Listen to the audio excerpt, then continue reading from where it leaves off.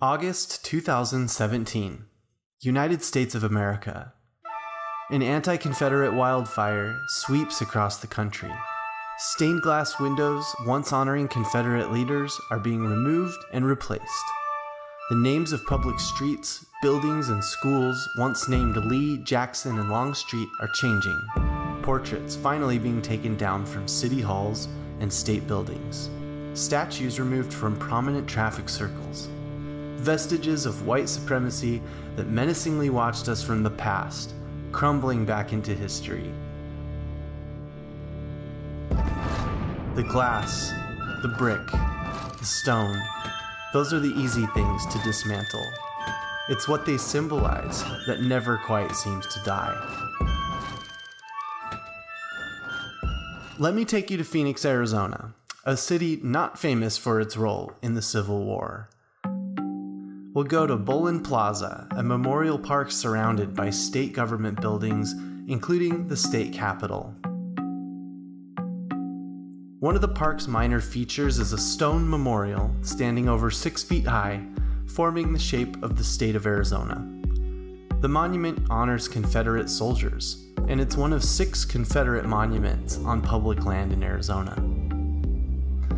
On August 17, 2017, in the midst of this anti-Confederate monument energy, this Phoenix monument is vandalized, spray-painted completely white, from top to bottom. But security footage of the vandalism was captured by Arizona Department of Administration cameras and obtained through a Freedom of Information Act request by the Phoenix New-Times, showing some interesting events unfold.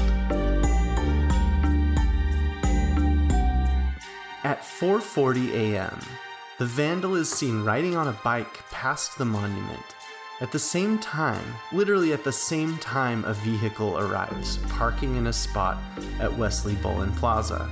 Its headlights are shining toward the Confederate monument. So at this point, all we really see are headlights.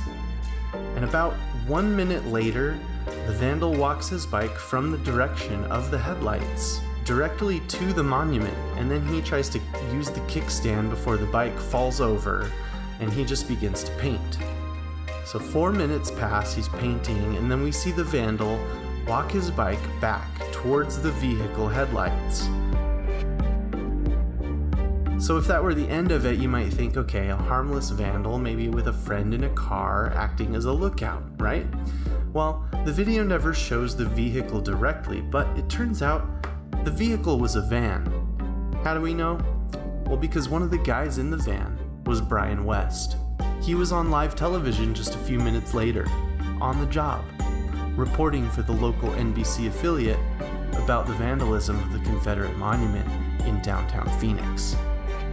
The ADOA video shows the vandal spray painting the whole monument in front of the NBC 12 News van. And about 1 minute later, after the vandal walks away from the scene with his bicycle, before the paint is even fully dry, the news crew begins setting up for the story.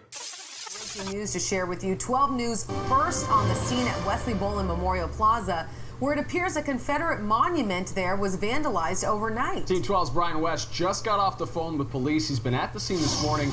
When you told them what you saw when you got there, Brian, what was their reaction?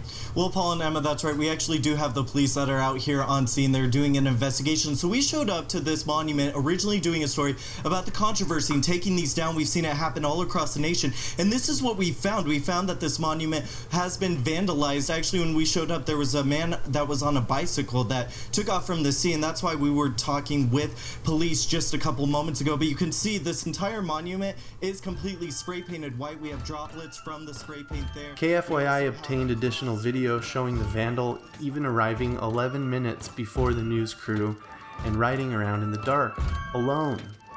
KFYI hosts noted, he isn't defacing any monuments.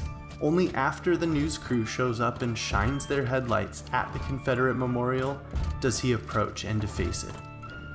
If NBC didn't set up this whole vandalism, why did the vandal feel so comfortable to perform the entire vandalism in the light of an NBC News van's headlights? And why do you think Brian West would lie about it? This is the Copper State. I'm Trevor Denton.